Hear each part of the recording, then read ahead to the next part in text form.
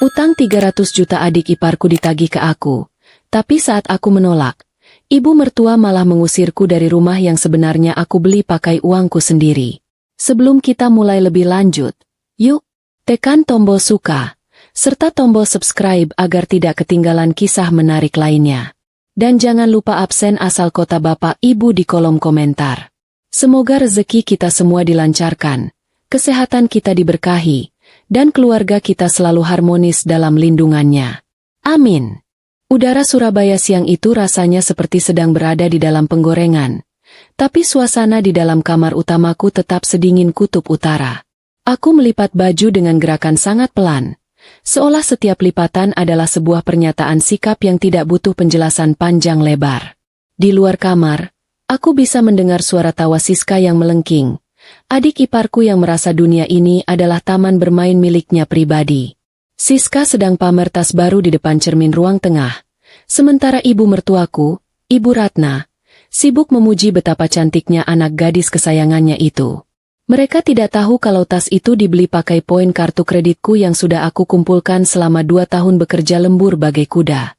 Aku sengaja diam, bukan karena aku takut, tapi karena aku sedang menghitung mundur kapan bom waktu yang aku pasang sendiri akan meledak.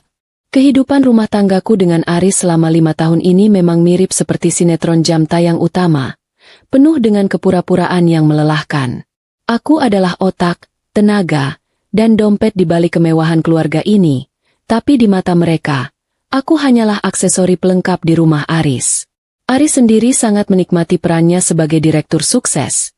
Padahal jabatan itu aku yang kasih lewat perusahaan desain interior milikku. Lucunya, Aris sering lupa kalau gaji bulanan yang dia pakai untuk traktir teman-temannya itu berasal dari jempolku yang menekan tombol setuju di aplikasi bank setiap tanggal 25. Kadang aku ingin tertawa melihat Aris bicara soal strategi bisnis di depan keluarganya. Padahal membedakan jenis kayu jati dan triplek saja dia sering salah. Aku membiarkan drama ini berjalan karena dulu aku pikir cinta butuh pengorbanan. Tapi ternyata aku bukan sedang berkorban, melainkan sedang memelihara benalu. Pintu kamarku tiba-tiba didobrak tanpa ketukan. Dan Siska masuk dengan wajah yang ditekuk seperti cucian belum disetrika. Dia langsung melempar selembar kertas tagihan ke atas tempat tidurku dengan gaya seperti bos besar yang sedang memarahi bawahan. Aku melihat angka di sana, 300 juta rupiah. Angka yang cukup untuk membangun sebuah rumah minimalis yang cantik di pinggiran kota. Siska bilang dia butuh uang itu sekarang juga karena dia dikejar-kejar orang gara-gara gagal membayar utang investasi bodong. Dia bicara dengan nada memerintah. Seolah aku adalah mesin ATM yang kalau dipukul langsung mengeluarkan uang tunai. Aku hanya menatap kertas itu, lalu beralih menatap wajah Siska yang riasannya sudah sedikit luntur karena keringat emosi. Aku menarik napas panjang, lalu berkata dengan suara yang sangat tenang. Aku tidak sudi bayar, Siska, bayarlah sendiri pakai uangmu. Siska terdiam. Matanya melotot seolah-olah aku baru saja bicara dalam bahasa alien yang tidak dia mengerti sama sekali. Selama ini, aku memang selalu bilang iya, tapi hari ini cadangan kesabaranku sudah mencapai titik 0%. Belum sempat Siska membalas, Ibu Ratna sudah muncul di ambang pintu dengan berkacak pinggang, siap melepaskan naga dari mulutnya. Beliau menyebutku menantu tidak tahu diri, pelit, dan bilang kalau aku hanya menumpang hidup di rumah megah milik anaknya. Aku ingin sekali mengeluarkan sertifikat rumah dari brankas dan menunjukkannya di depan hidung beliau. Tapi aku menahan diri karena kejutan besar harus disimpan untuk bagian akhir. Ibu Ratna semakin menjadi-jadi. Beliau bilang kalau bukan karena Aris, aku mungkin sudah jadi gelandangan di pinggir jalan Surabaya. Lucu sekali, padahal dulu saat menikah, Aris bahkan tidak punya uang cukup untuk membayar sewa gedung, dan aku yang membereskan semuanya. Ibu mertuaku ini memang punya bakat akting luar biasa. Beliau mulai menangis palsu sambil memeluk Siska yang juga ikut-ikutan meratapi nasib. Mereka berdua terlihat seperti sedang audisi drama kolosal. Sangat berlebihan dan membuat kepalaku sedikit pening. Aku hanya berdiri mematung, melihat 2 orang yang selama ini aku beri makan dan tempat tinggal. Sekarang malah sedang bersiap menendangku keluar. Aku merasa seperti orang yang baru saja tersadar dari pingsan panjang dan melihat betapa berantakannya kenyataan yang ada di depan mata. Situasi semakin panas saat Ibu Ratna menelepon Aris dan mengadu dengan bumbu-bumbu cerita yang sangat pedas seperti sambal korek. Beliau bilang aku sudah berani membentak Siska dan menghina keluarga mereka sebagai keluarga miskin yang cuma mau uang. Aku hanya mendengarkan suara Aris dari seberang telepon yang berteriak marah, tanpa mau mendengar penjelasanku sedikitpun. Aris bilang kalau aku tidak mau bayar utang Siska, berarti aku sudah tidak menghargai dia sebagai kepala keluarga. Dia bahkan mengancam akan menceraikanku malam ini juga kalau aku tidak segera mentransfer uang 300 juta itu ke rekening Siska. Aku tersenyum tipis. Sebuah senyuman yang biasanya aku berikan pada klien yang sangat menyebalkan sebelum aku membatalkan kontrak kerja sama kami. Kalau itu maumu, Mas, kita selesai detik ini juga. Kataku singkat sambil menutup telepon tanpa menunggu jawaban darinya. Ibu Ratna dan Siska langsung bersorak kegirangan. Mereka pikir ancaman cerai Aris telah membuatku menyerah kalah. Mereka menyuruhku segera keluar dari rumah malam itu juga dengan hanya membawa baju-baju yang ada di badan. Aku mengangguk pelan, mengambil tas kerjaku, dan berjalan menuju pintu keluar tanpa menoleh sedikit pun ke belakang. Siska sempat mengejekku, bilang kalau besok aku akan mengemis minta balik karena tidak punya tempat berteduh. Aku ingin memberitahu dia kalau hotel bintang 5 yang ada di pusat kota itu milik rekanku. Tapi aku urungkan karena aku sedang ingin menikmati udara malam. Saat kakiku melangkah keluar dari gerbang rumah, aku merasa beban seberat gunung yang selama ini menggantung di pundakku mendadak hilang. Aku segera menghubungi sekretarisku, menyuruhnya memblokir semua akses Aris ke rekening perusahaan dan menarik semua fasilitas kantor. Aku juga menyuruh tim legal untuk segera menyiapkan dokumen pengosongan rumah karena rumah itu secara hukum adalah aset pribadiku sebelum menikah. Aku membayangkan wajah Aris besok pagi saat dia ingin membayar kopi tapi kartunya ditolak oleh mesin karena saldonya mendadak jadi 0 rupiah. Pasti wajahnya akan sangat merah. Mirip seperti kepiting rebus yang lupa diangkat dari panci panas. Aku masuk ke dalam taksi yang sudah aku pesan. Bersiap menuju hotel untuk tidur nyenyak yang sudah lama tidak aku rasakan. Malam itu, Surabaya terasa sedikit lebih bersahabat. Meskipun lampu-lampu jalanan terlihat seperti sedang menertawakan kebodohanku selama 5 tahun terakhir. Aku duduk di kursi belakang taksi sambil memijat kening, memikirkan betapa kreatifnya mertuaku dalam mengarang cerita sedih. Aku sempat terpikir, mungkin Ibu Ratna cocok masuk sekolah akting atau jadi penulis naskah karena imajinasinya yang luar biasa liar. Sambil memegang ponsel, aku melihat notifikasi pesan dari Siska yang isinya masih menagih uang utang dengan kata-kata yang sangat kasar. Aku langsung memblokir nomornya, bukan karena aku benci, tapi karena aku tidak ingin ponsel mahalku kotor karena kata-kata sampah darinya. Aku butuh ketenangan. Butuh rencana yang lebih rapi untuk menghancurkan panggung sandiwara yang mereka bangun dengan uangku. Aku tahu, besok pagi akan menjadi hari yang sangat sibuk bagi keluarga Aris. Jauh lebih sibuk daripada saat mereka sedang berburu diskon di pusat perbelanjaan. Mereka akan menyadari kalau listrik rumah mulai mati, air berhenti mengalir, dan kartu kredit mereka tidak lebih berguna daripada kartu mainan anak-anak. Aku sudah menyiapkan semua. Dari pemutusan aliran utilitas sampai pencabutan izin tinggal mereka di rumah pribadiku. Aris yang sedang di Yogyakarta untuk urusan proyek pasti akan kebingungan karena semua tiket pesawat dan hotelnya dibatalkan secara sepihak.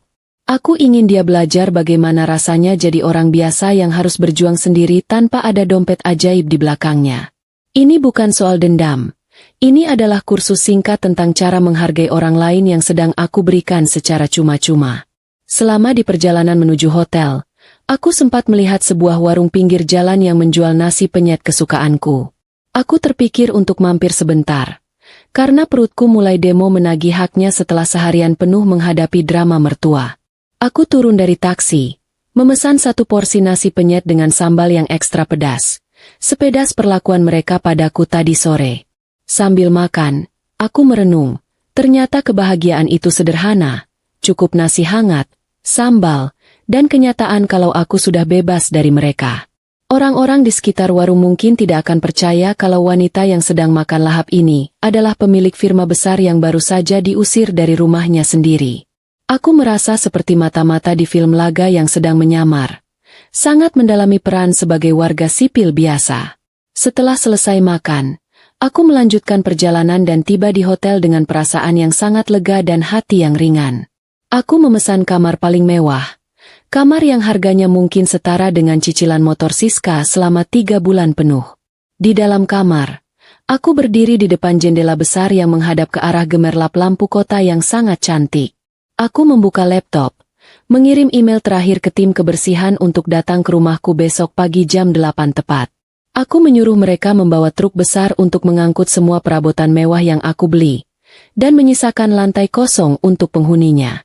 Aku ingin Ibu Ratna dan Siska menikmati keindahan lantai marmer rumahku tanpa terganggu oleh empuknya sofa kulit yang mahal. Aku mematikan ponsel utamaku, beralih ke ponsel bisnis yang hanya diketahui oleh orang-orang terdekat dan rekan kerja pentingku. Aku melihat jadwal untuk besok. Ada pertemuan dengan investor dari Jakarta yang sangat tertarik dengan proyek desain interior terbaruku. Hidupku harus tetap berjalan, bahkan harus berlari lebih kencang daripada sebelumnya tanpa ada beban dari keluarga Aris lagi. Aku membayangkan Aris besok pagi terbangun di Hotel Yogyakarta, menelepon resepsionis karena tagihannya bermasalah, dan akhirnya harus lari dari pintu belakang. Pikiran itu membuatku sedikit tertawa sendiri di tengah kamar yang sunyi. Tawa yang tulus dan tidak dibuat-buat. Ternyata merencanakan sebuah kejutan besar untuk orang-orang jahat itu jauh lebih menyenangkan daripada merencanakan desain rumah mewah. Sebelum tidur, aku menyempatkan diri untuk bercermin sebentar, melihat wajahku yang terlihat jauh lebih segar tanpa beban pikiran. Aku berbicara pada bayanganku sendiri, berjanji kalau mulai besok, tidak akan ada lagi Tiara yang lembek dan mudah diatur. Aku adalah penguasa atas hidupku sendiri, atas hartaku, dan atas masa depanku yang sudah aku bangun dengan susah payah. Aku mematikan lampu kamar, menarik selimut yang harum, dan menutup mata dengan senyuman yang masih menghiasi bibirku. Besok pagi, saat matahari Surabaya mulai naik, pertunjukan yang sebenarnya baru akan dimulai, dan aku adalah sutradara tunggalnya. Biarlah mereka menari di atas panggung yang sebentar lagi akan aku robohkan sampai rata dengan tanah. Keheningan malam ini adalah saksi kalau aku sudah benar-benar merdeka dari penjajahan keluarga mertua yang tidak tahu diri itu. Aku tidur dengan sangat nyenyak, tanpa ada mimpi buruk soal utang Siska atau teriakan Ibu Ratna yang memekakan telinga. Aku tahu, perjuangan hukum ke depannya mungkin akan sedikit berbelit, tapi aku punya tim pengacara terbaik yang bisa membuat Aris gigit jari. Aku tidak butuh apa-apa dari mereka. Aku hanya ingin mengambil kembali apa yang memang menjadi hak milikku sejak awal. Besok adalah hari pertama dalam hidup baruku, dan aku sudah tidak sabar untuk melihat bagaimana semesta membantuku membalas semuanya. Selamat malam masa lalu, dan selamat datang masa depan yang jauh lebih cerah dan penuh dengan keberuntungan. Aku terbangun sebentar karena suara pesan masuk di ponsel bisnisku dari asistenku yang melaporkan kalau semua kartu kredit Aris sudah resmi dinonaktifkan. Aku hanya membalas dengan jempol, lalu kembali memejamkan mata dengan perasaan puas yang sangat mendalam. Aku membayangkan Aris yang mungkin sedang mencoba memesan makanan lewat aplikasi tapi selalu gagal karena akunnya sudah aku hapus dari sistem. Mungkin dia akan berpikir kalau aplikasi itu sedang rusak, padahal hidupnya lah yang sebenarnya sedang rusak parah. Tidurku kali ini benar-benar berkualitas, seolah semua sel dalam tubuhku ikut merayakan kemenangan kecil ini. Esok hari, aku akan menjadi wanita paling sibuk sekaligus paling bahagia di seluruh penjuru kota Surabaya ini. Matahari pagi Surabaya masuk lewat celah gorden hotel dengan sangat sopan, seolah tahu kalau aku baru saja melewati malam paling tenang dalam 5 tahun terakhir. Aku bangun tanpa suara alarm yang biasanya beradu dengan teriakan Siska yang minta dibuatkan sarapan atau keluhan Ibu Ratna soal pinggangnya yang encok. Aku meregangkan tubuh, menikmati empuknya kasur hotel yang rasanya jauh lebih manusiawi daripada suasana rumah penuh drama kemarin sore. Sambil menunggu pesanan kopi hitamku datang, aku membuka laptop dan melihat laporan dari tim kebersihan yang sudah bersiap di depan gerbang rumah pribadiku. Aku memberikan instruksi lewat pesan singkat agar mereka menunggu tim legal dan pihak keamanan kompleks sebelum masuk ke dalam. Aku tidak ingin ada keributan fisik, aku hanya ingin proses pembersihan, hama, ini berjalan sesuai dengan prosedur hukum yang berlaku. Kopi hitamku datang tepat waktu. Aromanya sangat kuat dan seketika membangkitkan semangat tempurku yang sempat tertidur semalam. Aku menyeruputnya pelan sambil membayangkan wajah Siska saat dia terbangun dan menyadari kalau penyejuk ruangan di kamarnya sudah mati total. Aku sengaja memutus aliran listrik lewat aplikasi resmi tepat jam 6 pagi. Waktu di mana biasanya mereka masih asyik bermimpi jadi orang kaya. Pasti sekarang rumah itu sudah mulai terasa seperti sauna pribadi. Pengap dan panas karena semua jendela sengaja aku kunci mati. Aku bisa membayangkan Siska yang keluar kamar dengan rambut berantakan. Marah-marah mencari saklar lampu yang tidak memberikan respon apa-apa. Sementara itu, Ibu Ratna mungkin sedang meraba-raba di dapur. Bingung kenapa dispenser air tidak mau mengeluarkan air dingin untuk tenggorokannya yang pasti mulai kering. Ponsel bisnisku bergetar. Ada pesan dari satpam komplek perumahan yang mengabarkan kalau ada keributan kecil di depan rumahku. Katanya, Ibu Ratna sedang memaki-maki petugas PLN yang datang untuk mencabut paksa meteran listrik karena laporan pemutusan mandiri dariku. Aku hanya tersenyum tipis, membayangkan Ibu Ratna yang dasterannya mungkin sudah basah kuyup karena keringat tapi tetap semangat mengeluarkan kata-kata mutiara. Petugas PLN itu hanya menjalankan tugas, tapi bagi Ibu Ratna, semua orang adalah bawahan yang bisa dia perintah sesuka hati. Aku menyuruh satpam untuk tetap tenang dan tidak perlu ikut campur selama tidak ada perusakan properti yang aku miliki. Biarkan mereka menikmati panggung sandiwara itu sebentar lagi, sebelum truk pengangkut barang datang untuk mengambil semua perabotan mewah di sana. Sekitar jam 9 pagi, tim legalku mengirimkan video singkat yang memperlihatkan kondisi di dalam ruang tamu rumahku. Di sana terlihat Ibu Ratna dan Siska duduk di atas sofa kulit kesayanganku dengan wajah yang sangat pucat dan terlihat putus asa. Siska sedang mencoba menelepon seseorang, kemungkinan besar Aris. Tapi aku tahu Aris sendiri sedang terjepit di Yogyakarta karena semua akses uangnya aku tutup. Aris pasti sedang sibuk berdebat dengan pihak hotel tempat dia menginap karena tagihan kamar dan makannya tidak bisa dibayar pakai kartu perusahaan. Bayangkan saja, seorang pria yang mengaku direktur hebat harus tertahan di lobi hotel karena uang Rp300.000 saja dia tidak punya. Itu pasti lebih menyakitkan bagi harga dirinya daripada harus kehilangan jabatan di kantorku yang selama ini dia bangga-banggakan. Tak lama kemudian, rombongan truk pengangkut barang yang aku sewa tiba di lokasi, lengkap dengan surat tugas resmi untuk mengosongkan rumah. Aku melihat lewat kamera pengawas yang terhubung ke ponselku, betapa histerisnya Siska saat petugas mulai mengangkut televisi layar lebar dari ruang tengah. Ibu Ratna mencoba menghalangi jalan. Tapi tim legalku dengan sigap menunjukkan sertifikat asli dan bukti pembelian semua barang tersebut. Semua barang di rumah itu aku beli atas namaku sendiri. Dari sofa, meja makan, sampai hiasan dinding yang harganya jutaan rupiah. Mereka tidak punya hak seujung kuku pun atas barang-barang itu. Karena selama ini mereka hanya tahu cara memakai tanpa tahu cara membayar. Aku merasa seperti sedang menonton film komedi putar, di mana orang-orang serakah akhirnya harus kehilangan semua mainan mahalnya dalam sekejap. Lucunya, Siska sempat mencoba menyembunyikan beberapa tas bermerek miliknya ke dalam lemari tua di dapur, tapi petugas tetap menemukannya. Tas-tas itu dibeli pakai uangku, jadi tentu saja harus ikut aku ambil kembali untuk aku jual atau aku sumbangkan ke panti asuhan. Siska menjerit-jerit bilang kalau itu barang pribadinya. Padahal riwayat transaksinya tercatat jelas di rekening bank milikku. Aku ingin tertawa melihat dia mempertahankan tas itu seolah-olah itu adalah nyawanya sendiri. Padahal itu cuma benda mati yang tidak akan bisa membayar utang 300 jutanya. Keangkuhan yang dia tunjukkan kemarin sore sekarang sudah berganti jadi tangisan yang terdengar sangat memilukan. Tapi sayangnya hatiku sudah membatu. Aku tidak akan lagi tertipu oleh air mata buaya dari orang-orang yang sudah mengusirku tanpa perasaan semalam. Di tengah kegaduhan itu, Aris akhirnya berhasil menghubungiku lewat nomor kantor yang sengaja aku buka salurannya untuk sementara. Suaranya terdengar sangat parau, tidak ada lagi nada sombong atau ancaman cerai seperti yang dia ucapkan lewat telepon kemarin.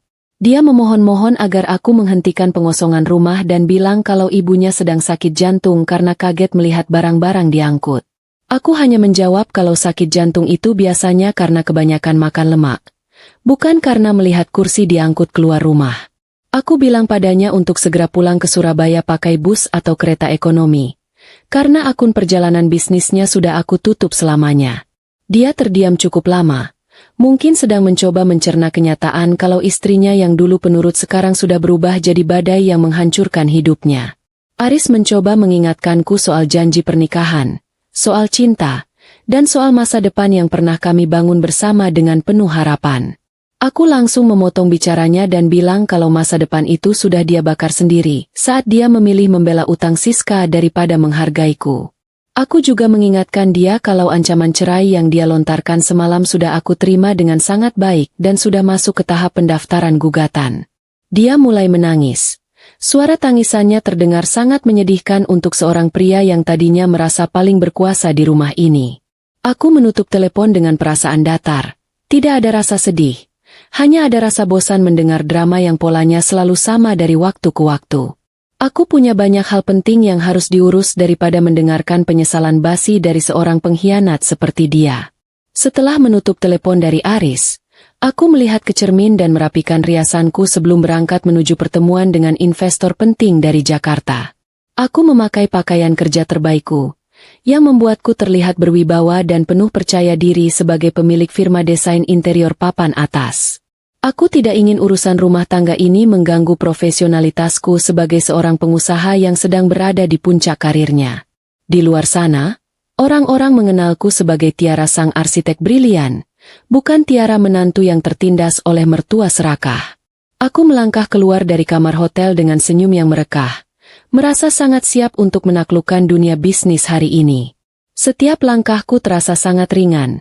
Seolah-olah lantai hotel ini berubah jadi awan yang membawaku terbang menuju kesuksesan yang lebih besar. Sambil menunggu lift, aku sempat melihat notifikasi dari tim lapangan yang melaporkan kalau rumah sudah kosong sekitar 80%. Ibu Ratna dan Siska sekarang tinggal duduk di lantai marmer yang dingin, dikelilingi oleh debu dan ruangan yang kosong melompong. Mereka menolak untuk keluar dari rumah. Jadi aku instruksikan agar tim legal memberikan waktu sampai sore sebelum pihak kepolisian datang untuk pengosongan paksa. Aku ingin mereka merasakan bagaimana rasanya tinggal di rumah mewah tanpa ada alas untuk duduk atau tempat untuk tidur yang layak. Biarlah mereka merenungi semua perbuatan mereka di tengah ruangan hampa yang dulu selalu mereka isi dengan kesombongan tak bertepi. Rasa panas Surabaya yang semakin menyengat pasti akan membantu mereka berpikir lebih jernih soal makna sebuah rasa syukur. Sesampainya di lobi hotel, aku bertemu dengan asistenku yang sudah menyiapkan semua berkas untuk pertemuan siang ini di restoran mewah dekat sini. Dia sempat bertanya apakah aku baik-baik saja karena dia melihat berita soal keributan di komplek perumahanku yang sempat masuk grup percakapan warga. Aku hanya tertawa kecil dan bilang kalau itu cuma acara, bersih-bersih rumah, besar-besaran agar suasananya jadi lebih segar dan sehat. Asistenku yang sudah tahu tabiat asli keluarga Aris hanya bisa geleng-geleng kepala sambil memberikan jempol sebagai tanda dukungan moral untukku. Kami kemudian masuk ke dalam mobil kantor, meluncur membelah kemacetan Surabaya yang selalu menantang kesabaran setiap pengemudi di sana. Aku merasa sangat hidup hari ini, jauh lebih hidup daripada saat aku masih terperangkap dalam kepura-puraan bersama Aris dan keluarganya. Di dalam mobil, aku sempat terpikir soal nasib Siska yang sekarang pasti sedang bingung mau mencari pinjaman kemana lagi untuk bayar utang-utangnya.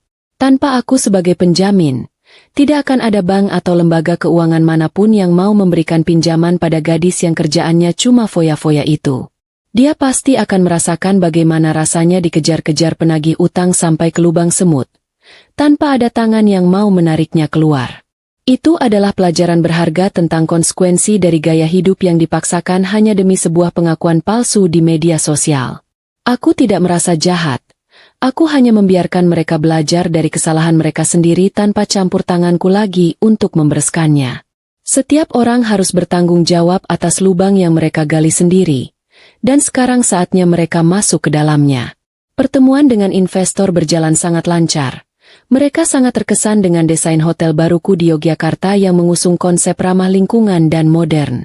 Kami sepakat untuk bekerja sama dalam proyek yang lebih besar lagi tahun depan, yang artinya pundi-pundi kekayaanku akan semakin bertambah banyak.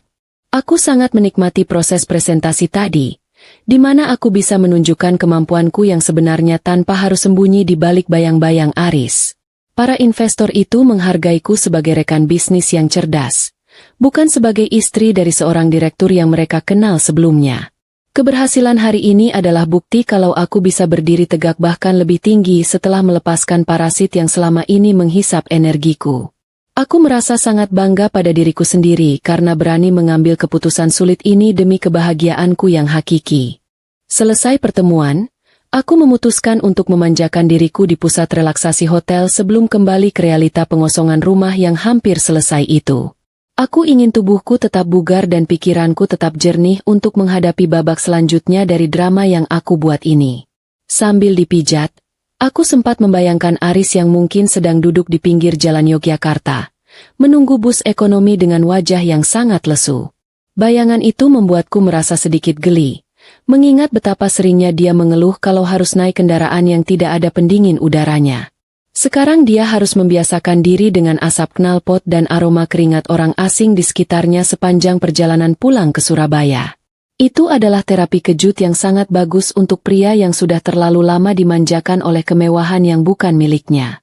Sore harinya, saat aku kembali ke hotel, asistenku melaporkan kalau rumah di Surabaya sudah resmi kosong dan kunci sudah dipegang oleh tim legal. Ibu Ratna dan Siska akhirnya keluar dari rumah setelah dijemput oleh kerabat jauh mereka yang tinggal di pinggiran kota yang cukup kumuh. Aku bisa membayangkan betapa syoknya mereka harus tinggal di rumah kecil yang mungkin luasnya tidak lebih besar dari kamar mandiku dulu.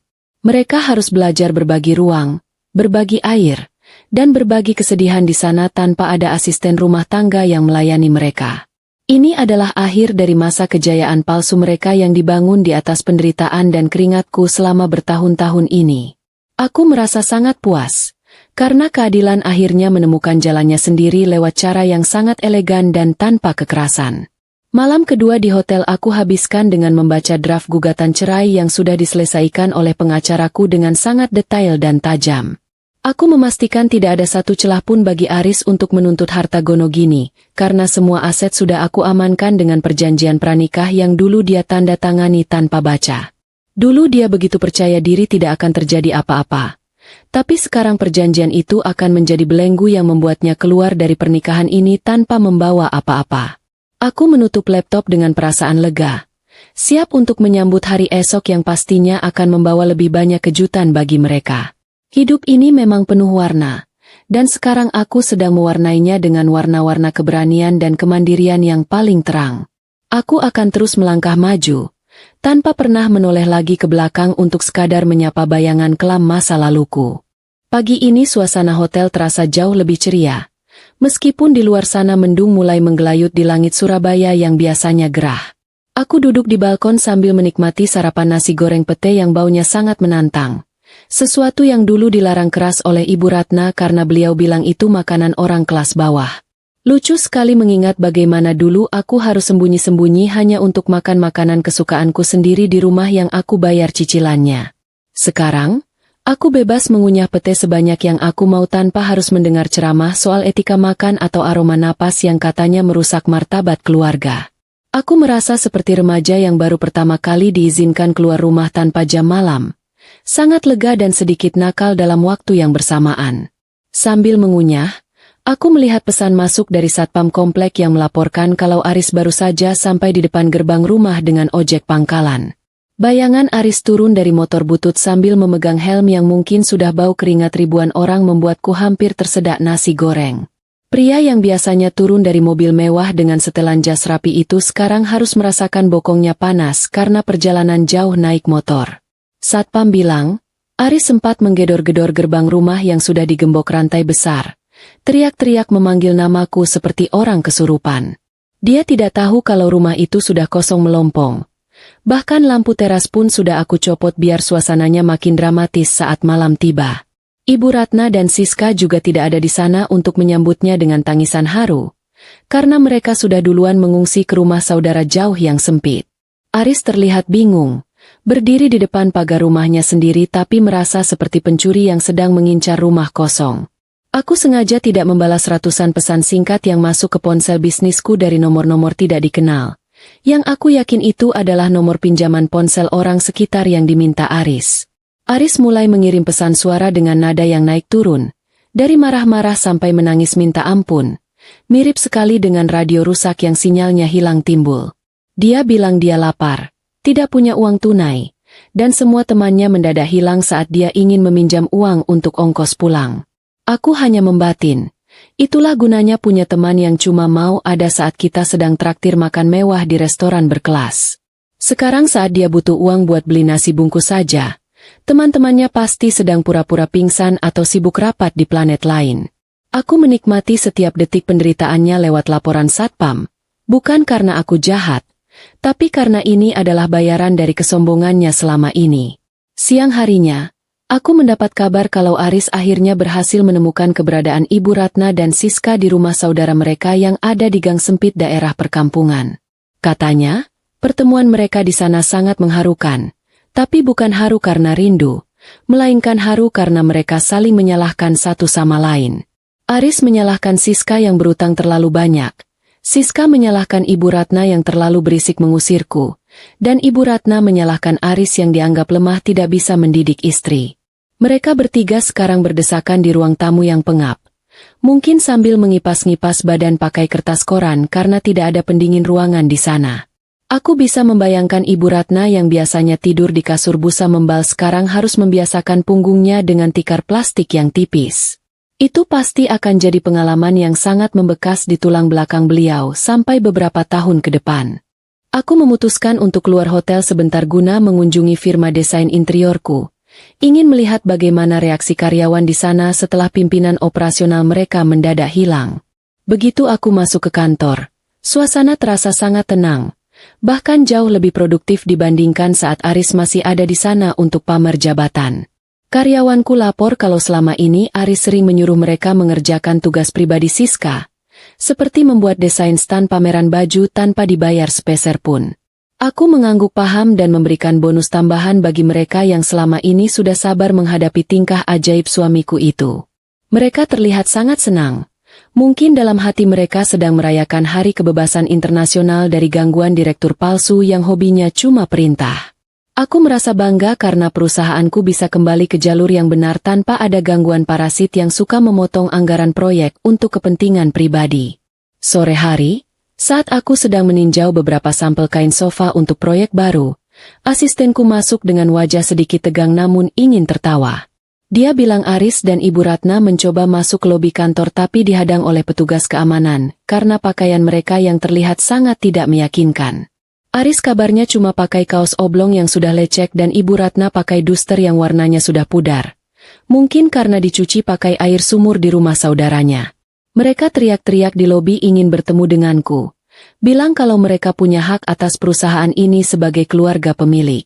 Satpam kantorku yang sudah aku beri instruksi tegas langsung menggiring mereka keluar dengan cara yang sopan tapi sangat mematikan bagi harga diri mereka. Aku melihat lewat monitor kamera pengawas. Mereka berdiri di trotoar depan kantor sambil menatap gedung tinggi itu dengan tatapan kosong dan penuh penyesalan. Siska juga ikut ada di sana. Dia mencoba mengambil foto gedung kantorku. Mungkin ingin memanfaatkannya untuk membuat cerita sedih di media sosial demi mendapatkan simpati. Tapi aku sudah lebih dulu menyuruh tim mediaku untuk memantau semua unggahan yang menyebut namaku atau perusahaanku agar bisa langsung ditindak secara hukum. Siska yang tadinya hobi pamer sekarang harus merasakan bagaimana rasanya menjadi tontonan orang lewat karena penampilannya yang berantakan.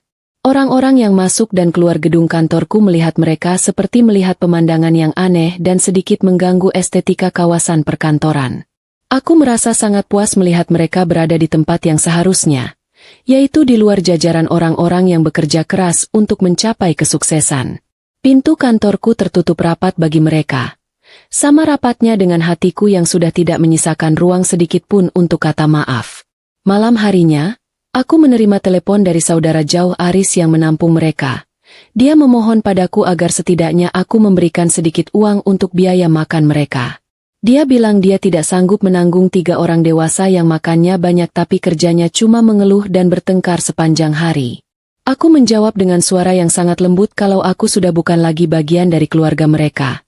Jadi bukan tanggung jawabku untuk membiayai makan siang atau malam mereka. Aku menyarankan agar Aris segera mencari pekerjaan sebagai kuli angkut atau pengemudi ojek agar bisa memberi makan ibu dan adiknya sendiri. Saudara itu terdiam.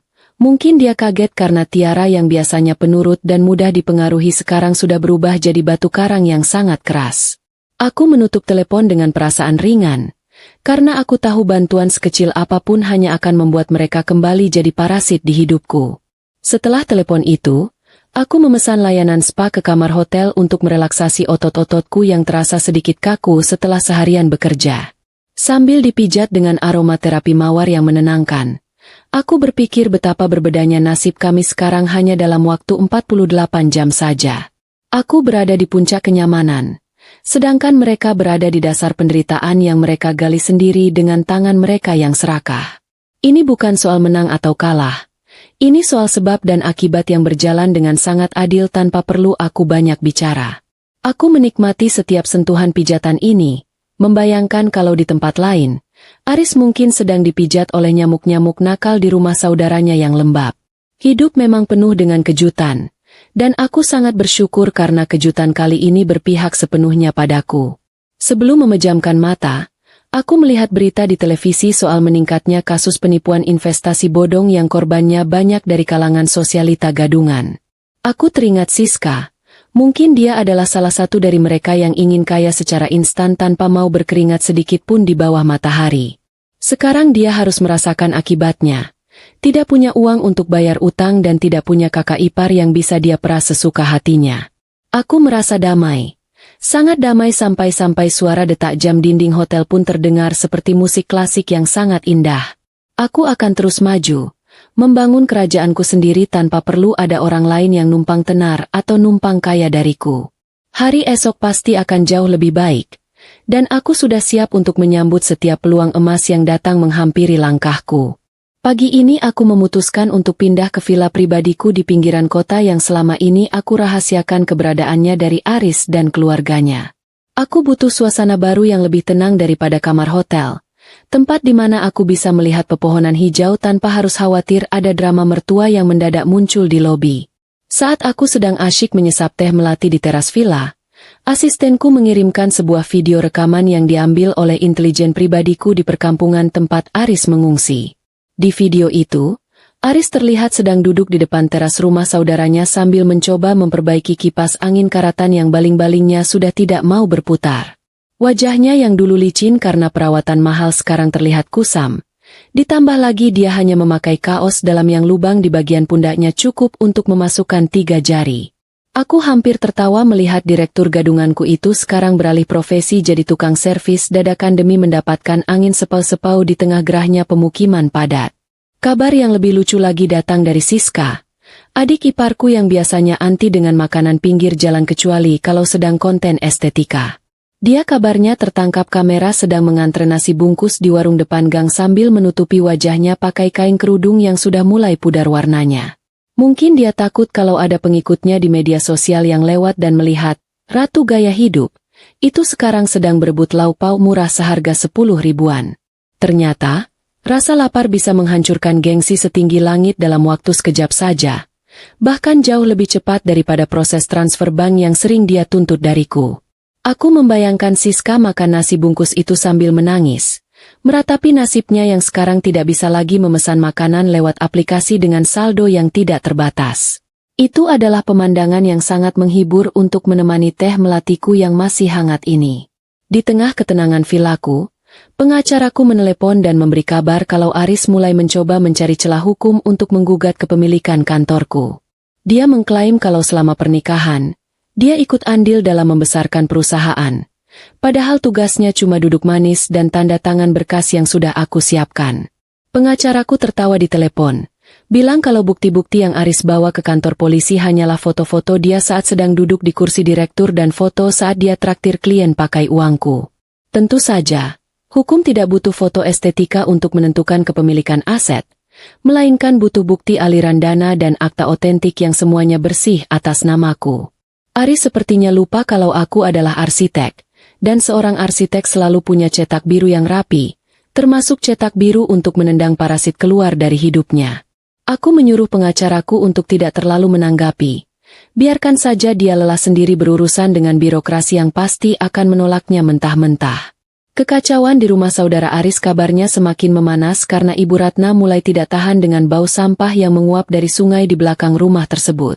Beliau yang biasanya minta disemprotkan pengharum ruangan otomatis setiap 10 menit, Sekarang harus puas dengan bau alami pemukiman yang sangat menusuk hidung.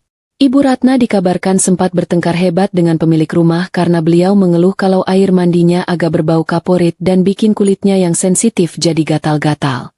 Saudara Aris yang menampung mereka akhirnya kehilangan kesabaran dan mengancam akan mengeluarkan mereka ke jalanan kalau masih banyak menuntut.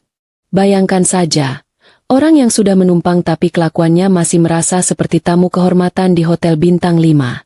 Itu benar-benar sebuah bakat kesombongan yang sudah mendarah daging dan sulit untuk disembuhkan meski sudah jatuh miskin. Aku sendiri mulai menyusun strategi untuk menjual rumah di Surabaya yang sudah aku kosongkan itu. Karena aku tidak ingin ada satupun jejak mereka tertinggal di sana. Aku menghubungi agen properti dan menyuruhnya memasang papan pengumuman, dijual cepat, dengan harga sedikit di bawah pasar agar cepat laku. Aku tidak butuh keuntungan dari rumah itu. Aku hanya ingin rumah itu diisi oleh orang baru yang punya energi lebih positif daripada mantan keluarga mertuaku. Aris yang mendengar kabar rumah itu akan dijual dari satpam komplek. Kabarnya langsung lemas dan terduduk di pinggir jalan karena dia masih berharap bisa kembali ke sana suatu hari nanti. Dia pikir aku akan luluh setelah beberapa hari melihat dia menderita. Padahal aku justru sedang merencanakan pesta kecil-kecilan untuk merayakan penjualan rumah tersebut. Keinginan mereka untuk kembali ke zona nyaman sudah aku tutup serapat pintu brankas di kantorku. Sore hari, aku mendapat laporan dari tim keuanganku bahwa Siska mulai menjual beberapa baju bekas bermerek miliknya lewat situs jual beli daring dengan harga sangat murah. Sayangnya, banyak pembeli yang protes karena ternyata barang yang dijual Siska tidak asli alias barang tiruan yang dulu dia beli pakai uangku tapi dia klaim sebagai barang asli. Aku baru tahu kalau ternyata adik iparku itu hobi menipuku dengan meminta uang untuk barang asli tapi malah membeli barang palsu demi mengantongi sisa uangnya. Aku hanya geleng-geleng kepala. Ternyata sifat liciknya sudah sangat mendalam sampai ke urusan baju pun dia tega menipu kakaknya sendiri. Sekarang dia harus menghadapi komplain dari pembeli dan terancam dilaporkan ke pihak berwajib karena penipuan barang dagangan. Karma itu ternyata tidak butuh waktu lama untuk menunjukkan taringnya. Dia sedang asyik bermain-main dengan keluarga yang dulu sangat membanggakan kelicikannya itu. Malam harinya, Aris mencoba mengirimiku pesan lewat email kantor, karena semua jalur komunikasinya sudah aku blokir secara permanen. Isinya penuh dengan puisi-puisi penyesalan yang sangat picisan, membawa-bawa nama Tuhan dan janji-janji surga kalau aku mau menerimanya kembali. Dia bilang dia rela jadi asisten rumah tanggaku asalkan dia bisa hidup layak lagi dan tidak harus tidur berdesakan dengan ibunya yang hobi mendengkur kencang. Aku membaca email itu sambil menggunakan masker wajah. Rasanya lebih lucu daripada menonton acara komedi di televisi swasta. Dia pikir aku akan tersentuh dengan kata-kata manisnya. Padahal aku lebih tersentuh melihat diskon bahan bangunan di majalah arsitektur daripada melihat air mata palsunya. Aku langsung menghapus email itu tanpa membalas satu kata pun. Karena waktu adalah uang dan aku tidak ingin membuang uangku untuk menanggapi sampah digital seperti itu. Aku pun mulai merasa kalau hidupku sudah jauh lebih teratur tanpa adanya suara-suara bising dari mereka yang selalu menuntut ini dan itu setiap harinya. Aku bisa fokus pada hobi lamaku, yaitu melukis sketsa bangunan di bawah cahaya bulan yang tenang tanpa ada yang protes soal bau cat atau debu pensil. Hidup yang sebenarnya adalah saat kita punya kendali penuh atas diri kita sendiri dan tidak membiarkan orang lain menjadi sopir dalam perjalanan hidup kita. Aku melihat ke arah kolam renang vilaku yang tenang, merefleksikan bayangan bulan yang sempurna, seolah alam pun setuju dengan keputusanku. Esok hari aku akan berangkat ke Yogyakarta untuk mengecek perkembangan hotel baruku, menjauh sejenak dari hiruk-pikuk Surabaya yang penuh dengan kenangan pahit. Aku akan memastikan kalau hotel itu menjadi bukti kesuksesanku yang paling megah, yang tidak akan pernah bisa disentuh oleh Aris dan keluarganya sampai kapanpun. Pagi-pagi sekali aku sudah berada di stasiun Pasar Turi, duduk santai di kursi kelas eksekutif kereta api menuju Yogyakarta. Aku sengaja tidak naik pesawat karena ingin menikmati perjalanan darat sambil melihat sawah-sawah hijau yang jauh lebih menyejukkan mata daripada melihat wajah kusut Aris. Di tanganku ada tablet yang menampilkan laporan real estate terbaru, dan aku tersenyum puas melihat rumah di Surabaya sudah ada yang menawar dengan harga tinggi. Calon pembelinya adalah seorang pengusaha dari Jakarta yang ingin memberikan rumah itu untuk kado pernikahan anaknya. Baguslah, rumah penuh drama itu akan segera berganti energi menjadi rumah penuh cinta, bukan rumah penuh parasit yang kerjanya cuma menghitung uang orang lain. Aku merasa seperti baru saja membuang sampah besar yang sudah membusuk di gudang selama bertahun-tahun. Baunya hilang dan ruangannya jadi lega. Baru saja kereta berjalan sekitar 30 menit. Asistenku mengirimkan sebuah tangkapan layar dari status WhatsApp Siska yang sangat memprihatinkan. Siska mengunggah foto kakinya yang lecet-lecet karena berjalan kaki jauh ke pasar demi mencari diskon sayuran layu di sore hari. Dia menulis kalimat tentang betapa kejamnya dunia dan betapa jahatnya seorang wanita yang tega menelantarkan keluarga suaminya sendiri. Aku hanya bisa membatin. Dia bilang aku jahat. Tapi dia lupa betapa seringnya dia menghina masakanku dan menyebutku hanya beruntung bisa menikah dengan kakaknya. Dulu dia sering bilang kalau aku harusnya bersyukur bisa mencium aroma parfum mahal di rumah ini. Padahal parfum itu aku yang beli lewat jasa titip luar negeri. Sekarang, aroma yang dia cium mungkin hanya aroma selokan depan gang dan bau ketiak orang-orang yang berdesakan di pasar tradisional. Kabar dari Aris juga tidak kalah seru. Dia kabarnya mencoba melamar kerja di firma arsitek sainganku dengan modal portofolio yang isinya hampir 90% adalah karyaku. Tentu saja. Firma tersebut langsung meneleponku untuk konfirmasi karena mereka tahu persis gaya desainku yang punya ciri khas tersendiri. Aku hanya bilang pada pemilik firma itu, silakan saja kalau mau merekrut dia, tapi siapkan mental untuk punya karyawan yang lebih banyak bicara daripada bekerja. Tak lama kemudian, aku dengar Aris langsung ditolak mentah-mentah bahkan sebelum dia sempat duduk untuk wawancara. Dia pikir dunia profesional itu semudah membalikan telapak tangan atau semudah meminta uang jajan pada istri yang sedang sibuk bekerja.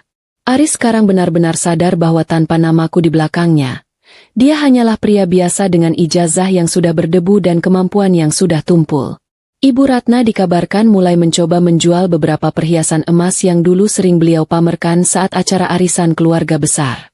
Sayangnya, saat dibawa ke toko emas, hampir semua perhiasan itu ternyata adalah emas sepuhan alias barang imitasi dengan kualitas rendah. Aku baru teringat kalau Aris sering meminta uang padaku untuk membelikan ibunya perhiasan berlian asli sebagai kado ulang tahun atau hari raya. Ternyata, uang jutaan rupiah itu dia pakai untuk foya-foya sendiri, sementara ibunya hanya diberikan barang tiruan dari pasar gelap yang harganya tidak sampai 200.000 rupiah. Aku hampir tersedak air mineral saat mendengar Ibu Ratna mengamuk di depan toko emas, sampai harus ditenangkan oleh warga sekitar karena malu. Ternyata Aris bukan hanya membohongiku, tapi dia juga tega menipu ibu kandungnya sendiri demi memuaskan gaya hidupnya yang amburadul.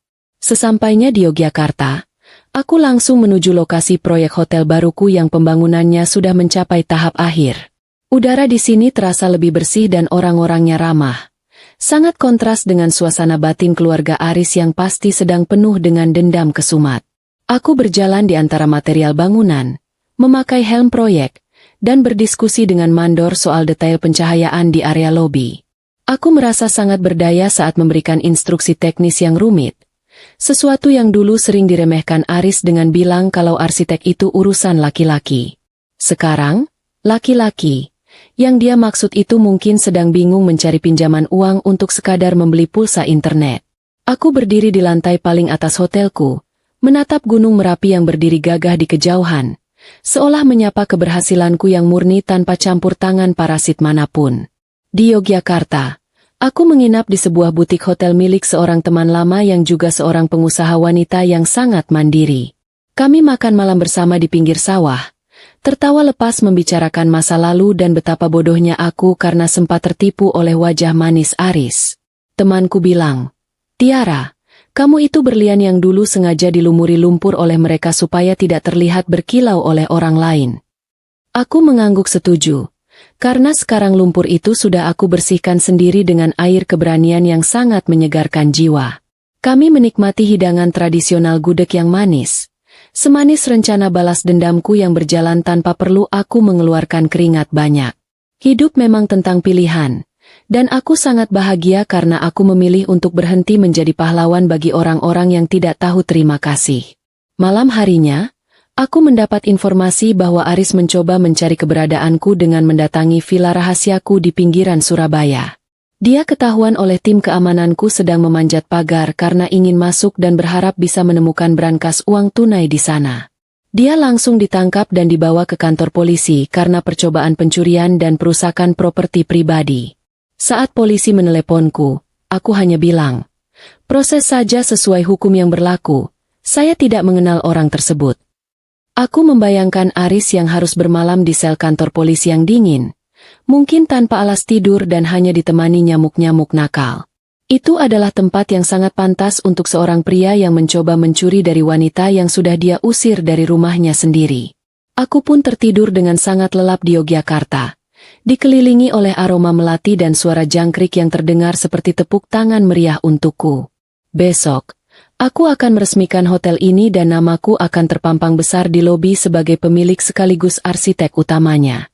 Aris, Siska, dan Ibu Ratna mungkin akan melihat beritanya di televisi atau koran bekas yang mereka pakai untuk alas duduk di rumah saudaranya. Aku ingin mereka tahu bahwa saat mereka mencoba menjatuhkanku, aku justru sedang membangun tangga menuju langit yang paling tinggi. Kegelapan masa laluku sudah berganti menjadi cahaya masa depan yang sangat terang benderang dan penuh dengan kedamaian. Tidak akan ada lagi air mata. Yang ada hanyalah senyum kemenangan dari seorang wanita yang berani berkata, "Cukup," pada ketidakadilan. Pagi di Yogyakarta selalu punya cara untuk membuatku merasa seperti manusia baru, terutama saat aku melihat papan namaku yang terukir cantik di lobi hotel. Aku berdiri di tengah ruangan yang masih bau cat segar dan semen, tapi bagiku ini adalah aroma kesuksesan yang lebih wangi dari parfum Prancis manapun. Aris kabarnya sudah keluar dari kantor polisi Surabaya setelah memohon-mohon pada saudaranya untuk menjamin penangguhan penahanannya. Dia keluar dengan wajah yang sudah tidak berbentuk lagi. Jenggotnya tumbuh liar dan matanya merah karena kurang tidur di balik jeruji besi. Lucunya, begitu keluar, dia langsung menuju ke wartel terdekat, karena ponselnya disita polisi sebagai barang bukti, hanya untuk mencoba menelepon kantorku lagi. Dia masih punya nyali untuk meminta bagian keuntungan dari proyek Yogyakarta ini, mengklaim bahwa ide awal hotel ini lahir dari diskusinya denganku di tempat tidur dulu. Aku hampir tertawa terbahak-bahak mendengar laporan itu dari asistenku saat kami sedang mengecek kesiapan kamar presiden. Aris itu jangankan memberi ide hotel, membedakan stop kontak dan saklar lampu saja dia sering bingung kalau tidak aku beri label. Ide hotel ini murni hasil begadangku selama berbulan-bulan. Saat dia asyik main game daring atau jalan-jalan bareng teman-teman sosialitanya pakai kartu kreditku. Sekarang dia berani bicara soal hak intelektual. Seolah-olah otaknya yang tumpul itu pernah menghasilkan sesuatu yang lebih berguna daripada sekadar daftar menu restoran mahal. Aku menyuruh tim hukumku untuk mengirimkan surat peringatan keras terakhir kepadanya agar berhenti mengganggu urusan bisnisku. Jika dia masih berani muncul atau mencatut namaku, aku tidak akan segan-segan menyeretnya kembali ke dalam sel yang lebih gelap dan lebih lama. Kabar dari Siska di Surabaya juga semakin mendekati titik nadir. Karena dia sekarang kabarnya mulai bekerja sebagai buruh cuci di pemukiman tempat dia mengungsi. Gadis yang dulu kalau pegang deterjen saja takut tangannya kasar, sekarang harus berjibaku dengan tumpukan baju kotor milik tetangganya setiap pagi. Aku membayangkan Siska yang biasanya posting foto sedang minum teh cantik di hotel. Sekarang fotonya mungkin sedang memeras baju sambil keringetan di pinggir sumur. Keadaan memang bisa berbalik secepat baling-baling kipas angin, dan Siska sedang belajar pelajaran paling keras dalam hidupnya, bahwa gengsi tidak bisa mengenyangkan perut. Kabarnya dia sering menangis di depan cucian karena kulit tangannya mulai mengelupas. Sesuatu yang dulu selalu dia hindari dengan biaya perawatan jutaan rupiah setiap bulan. Ibu Ratna sendiri dikabarkan sedang mengalami stres berat karena saudara yang menampung mereka mulai membatasi jatah makan harian, karena mereka tidak kunjung memberi uang kontrakan. Beliau yang biasanya kalau makan harus ada daging dan sayuran segar, sekarang harus puas dengan tahu tempe dan kerupuk yang sudah melempem. Beliau kabarnya sering marah-marah di dapur, tapi saudara mereka itu jauh lebih galak dan tidak segan-segan membanting pintu di depan wajah beliau. Ternyata tanpa dukungan uangku, Ibu Ratna hanyalah seorang wanita tua yang tidak punya kuasa apa-apa bahkan di depan saudaranya sendiri. Kesombongannya selama ini luruh bersama dengan hilangnya fasilitas mewah yang dulu selalu aku sediakan tanpa banyak tanya. Beliau sekarang merasakan sendiri betapa pahitnya menjadi orang yang dianggap beban oleh keluarga sendiri. Persis seperti cara beliau memperlakukanku dulu. Di Yogyakarta, aku memutuskan untuk mengadakan syukuran kecil dengan mengundang anak yatim dari panti asuhan lokal untuk meresmikan hotelku. Aku ingin memulai bisnis di kota ini dengan doa yang tulus, bukan dengan pesta pora penuh kepalsuan seperti yang biasa Aris sukai. Saat melihat anak-anak itu tertawa dan makan dengan lahap, hatiku terasa hangat, sebuah perasaan yang tidak pernah aku dapatkan saat bersama keluarga Aris. Mereka adalah tamu-tamu pertamaku, dan doa-doa mereka jauh lebih berharga bagiku daripada pujian basa-basi dari rekan bisnis yang bermuka dua. Aku merasa sangat tenang. Seolah-olah semua energi negatif dari Surabaya sudah tersapu bersih oleh ketulusan anak-anak ini. Perjalanan hidupku memang penuh lika-liku, tapi aku bersyukur karena aku bisa menemukan titik balik yang sangat bermakna di kota ini. Aris yang mendengar berita syukuran hotelku lewat koran, kabarnya mencoba nekat berangkat ke Yogyakarta dengan menumpang truk ekspedisi sayuran. Dia ingin sekali masuk ke acara peresmian itu dan membuat keributan agar aku merasa malu di depan para tamu dan investor. Tapi tim keamananku jauh lebih cerdas. Mereka sudah memegang foto wajah Aris dan berjaga di setiap sudut hotel sejak pagi hari. Begitu Aris turun dari truk dengan baju yang penuh bau bawang dan wajah kotor, dia langsung dicegat di dekat gerbang masuk oleh petugas keamananku. Dia tidak diperbolehkan mendekat bahkan sampai jarak 100 meter dari area hotel karena penampilannya yang mencurigakan dan bau badannya yang menyengat. Pria yang dulu merasa paling tampan itu sekarang harus diusir seperti pengemis oleh orang-orang yang dulu mungkin pernah menyalaminya dengan hormat. Puncak komedi terjadi saat Aris mencoba berteriak-teriak memanggil namaku dari pinggir jalan. Tapi suaranya kalah bersaing dengan suara musik gamelan yang sedang dimainkan di lobi hotel. Orang-orang yang lewat mengira dia adalah orang kurang waras yang sedang mencari perhatian. Bahkan ada yang memberinya uang receh Rp2.000 karena merasa iba. Aris yang harga dirinya sudah hancur lebur itu kabarnya hanya bisa terduduk di trotoar sambil memegang uang Rp2.000 itu dengan tangan gemetar. Uang yang bahkan tidak cukup untuk membeli segelas kopi di kafe hotelku itu sekarang menjadi satu-satunya harta tunai yang dia miliki di Yogyakarta. Aku melihat kejadian itu lewat laporan video singkat dari kepala keamanan. Dan aku hanya bisa menghela napas panjang melihat betapa rendahnya dia sekarang jatuh. Sore harinya, setelah acara selesai, aku duduk di taman hotel sambil melihat matahari terbenam yang warnanya sangat cantik, perpaduan jingga dan ungu. Aku merasa sangat bangga karena tidak terpancing sedikit pun untuk menemui Aris atau memberinya bantuan meskipun dia sudah berada di depan mataku. Aku tahu kalau sekali saja aku menunjukkan kelemahan, mereka akan kembali merayap masuk ke dalam hidupku seperti rayap yang siap menghancurkan rumah yang baru aku bangun.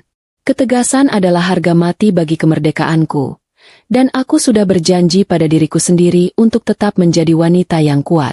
Esok hari, aku akan kembali ke Surabaya untuk menyelesaikan sisa urusan penjual rumah dan pendaftaran cerai di pengadilan agama. Aku ingin semuanya benar-benar tuntas agar aku bisa fokus sepenuhnya pada kerajaan bisnisku yang mulai berkembang pesat di dua kota besar ini. Perjalanan pulang ke Surabaya kali ini terasa sangat berbeda.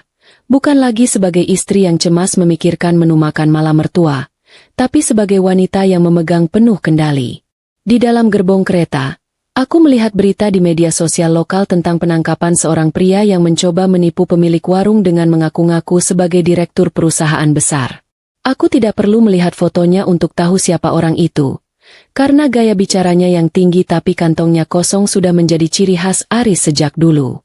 Ternyata suamiku itu belum menyerah menggunakan topeng lamanya, meskipun topeng itu sudah retak dan bau bawang karena menumpang truk sayuran kemarin. Aku hanya bisa geleng-geleng kepala.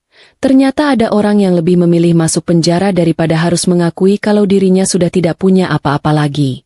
Sesampainya di Surabaya, aku langsung menuju kantor pengacara untuk menandatangani berkas gugatan cerai yang sudah siap didaftarkan.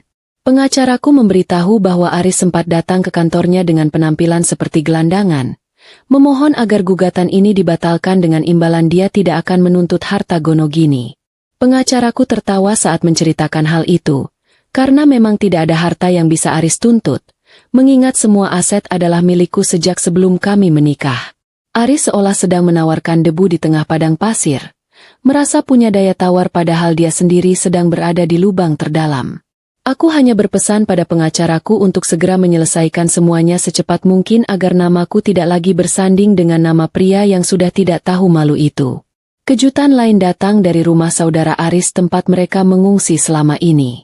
Kabarnya, Ibu Ratna dan Siska akhirnya diusir secara paksa karena tertangkap basah mencoba mencuri beberapa potong perhiasan perak milik pemilik rumah. Mereka berdua sekarang benar-benar berada di jalanan, duduk di atas trotoar dengan bungkusan kain berisi baju-baju kumal mereka. Siska yang dulu sangat menjaga kebersihan kulitnya sekarang harus rela duduk beralaskan aspal panas sambil menunggu Aris yang tak kunjung datang membawa uang. Ternyata sifat panjang tangan mereka tidak hilang meski keadaan sudah berubah. Mereka tetap ingin cara instan untuk mendapatkan kemewahan walau harus mencuri dari saudara sendiri. Aku membayangkan betapa malunya mereka saat diteriaki pencuri oleh tetangga sekitar.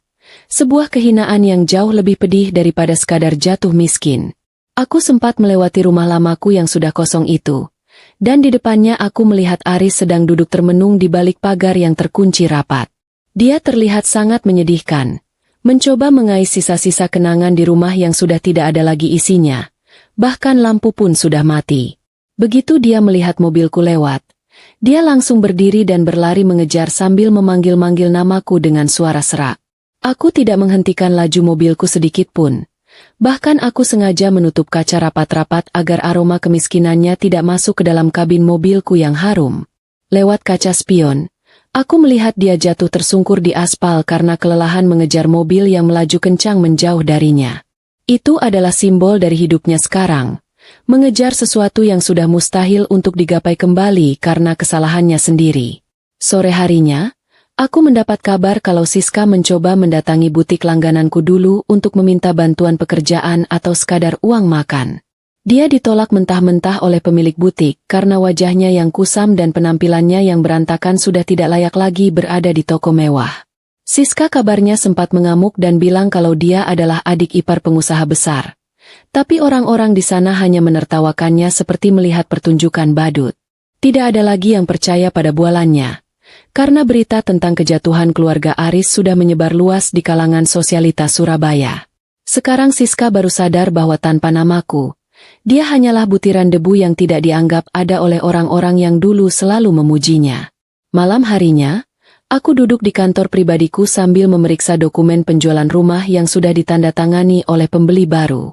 Uang hasil penjualan itu langsung aku alokasikan untuk pembangunan panti asuhan di Yogyakarta, sesuai dengan janjiku pada diriku sendiri.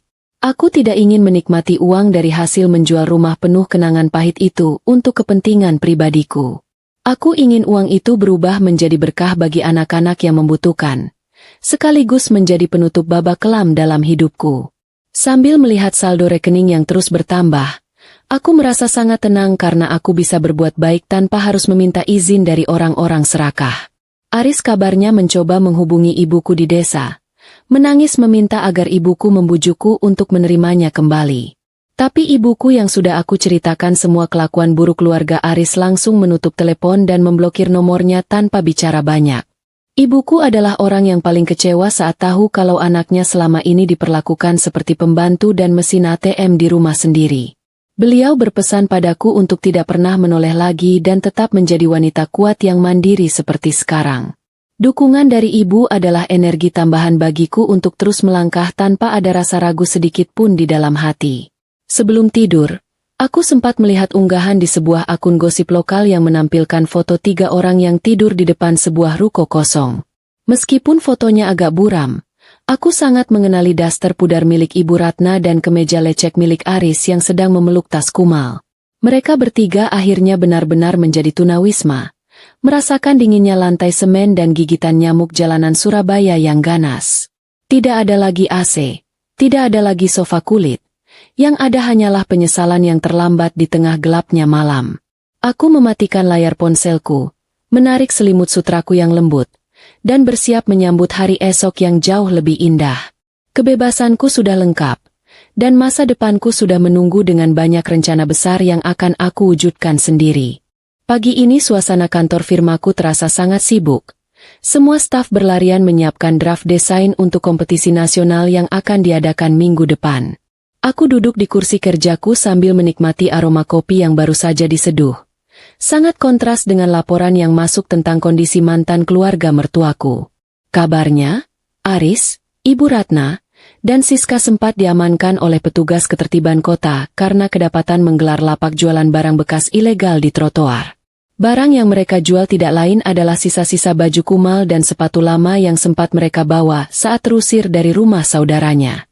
Bayangkan saja, Siska yang dulu sangat menjaga gengsi, sekarang harus berteriak-teriak menawarkan baju bekas seharga Rp5.000 kepada pejalan kaki yang lewat. Mereka bertiga terlihat sangat menyedihkan di bawah terik matahari, mencoba mengais recehan hanya untuk bisa makan nasi bungkus satu piring bertiga. Kejutan yang lebih besar muncul saat Siska mencoba nekat masuk ke salah satu pusat perbelanjaan mewah tempat dia biasa menghabiskan uangku dulu. Dia ingin menggunakan toilet bersih dan mencuci muka. Tapi petugas keamanan mall langsung mencegatnya karena bau badan Siska yang sudah sangat menyengat dan bajunya yang kotor. Siska sempat menjerit kalau dia adalah pelanggan tetap di sana. Bahkan dia menyebutkan nama beberapa pramuniaga toko merek terkenal yang dia kenal. Namun, begitu pramuniaga itu datang, mereka malah pura-pura tidak kenal dan memalingkan muka karena malu pernah punya pelanggan seperti Siska. Harga diri Siska yang selama ini setinggi langit, sekarang jatuh berantakan di atas lantai marmer lobi mall yang dingin dan mengkilap. Dia diusir keluar seperti gelandangan, dan orang-orang yang dulu mungkin pernah iri padanya, sekarang malah menatapnya dengan rasa jijik. Di kantor polisi, Aris kabarnya mencoba membuat laporan kehilangan kartu kredit yang sebenarnya sudah aku tutup secara permanen. Dia berharap dengan laporan itu, dia bisa mendapatkan kartu baru atau setidaknya pinjaman uang dari bank karena status direkturnya yang masih dia pertahankan di depan polisi. Tapi begitu pihak bank datang untuk konfirmasi, mereka malah membawa surat tagihan utang pinjaman pribadi Aris yang sudah menunggak selama 3 bulan. Aris yang tadinya ingin bergaya sebagai korban perampokan, sekarang malah tertunduk lesu karena terancam hukuman pidana penipuan data perbankan. Polisi yang menanganinya hanya bisa geleng-geleng kepala melihat pria yang tampilannya sudah berantakan tapi mulutnya masih penuh dengan bualan tentang kekayaan semu. Aris benar-benar sedang menggali kuburannya sendiri dengan kebohongan-kebohongan yang dia buat setiap harinya. Kabar mengenai Ibu Ratna juga tidak kalah dramatis. Beliau dikabarkan mencoba mendatangi pengajian keluarga besar untuk meminta belas kasihan dan bantuan tempat tinggal. Namun, keluarga besar yang dulu sering beliau sombongkan harta menantunya, sekarang malah menutup pintu rapat-rapat karena tidak mau tertular nasib buruk. Mereka semua sudah tahu kalau Ibu Ratna lah yang menjadi kompor utama dalam pengusiranku, dan sekarang mereka balik mencibir kelakuan beliau. Beliau yang biasanya duduk di barisan depan sambil pamer perhiasan, sekarang hanya bisa berdiri di luar pagar masjid dengan daster yang sudah robek di bagian ketiaknya. Tidak ada satupun saudara yang mau memberikan tumpangan, bahkan untuk satu malam saja, karena mereka tidak mau rumah mereka dikotori oleh orang-orang yang tidak tahu terima kasih. Siang harinya, aku mendapat kunjungan dari seorang pembeli rumah Surabaya yang ingin mengajakku makan siang sebagai ucapan terima kasih karena rumah itu dalam kondisi sangat rawat. Dia bercerita kalau saat dia pertama kali masuk rumah itu, dia menemukan beberapa foto keluarga Aris yang terselip di balik laci lemari dapur. Dia bertanya apakah aku ingin menyimpannya, dan aku hanya menjawab, "Tolong dibakar saja, atau dibuang ke tempat sampah, saya tidak butuh sampah di dalam hidup saya." Pria itu tertawa kecil. Dia mengerti kalau di balik kecantikanku, ada ketegasan yang tidak bisa diganggu-gugat oleh siapapun. Aku merasa sangat lega karena satu persatu jejak mereka di dunia fisikku mulai menghilang, bersih tanpa sisa sedikit pun. Aku tidak ingin ada satu helai rambut atau satu lembar foto pun yang mengingatkanku pada masa-masa kelam bersama mereka. Sore harinya, asistenku melaporkan kalau Siska tertangkap warga saat mencoba mencuri jemuran baju milik orang di perkampungan kumuh dekat pasar. Dia diteriaki pencuri dan hampir saja diarak massa kalau Aris tidak segera datang dan berlutut memohon ampun di depan kaki warga. Bayangkan, seorang pria yang dulunya aku angkat jadi direktur, sekarang harus mencium aspal hanya untuk menyelamatkan adiknya yang mencuri daster bekas. Mereka bertiga sekarang benar-benar menjadi musuh masyarakat karena kelakuan mereka yang meresahkan dan tidak mau bekerja halal. Kabarnya, setelah kejadian itu, mereka diusir dari lingkungan tersebut dan harus pindah ke area kolong jembatan yang lebih gelap dan menyeramkan. Karma itu tidak hanya mencabut harta mereka, tapi juga mencabut martabat dan perlindungan dari orang-orang di sekitar mereka. Aku pun mulai fokus menyiapkan pembukaan cabang firma desain interiorku yang kedua di Surabaya, karena permintaan klien semakin membludak sejak berita kesuksesanku di Yogyakarta tersebar.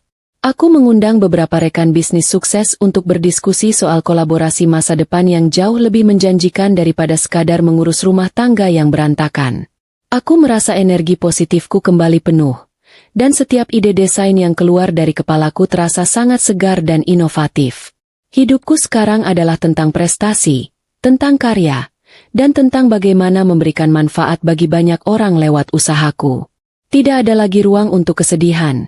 Yang ada hanyalah rencana-rencana besar yang akan aku eksekusi dengan sangat rapi dan berkelas.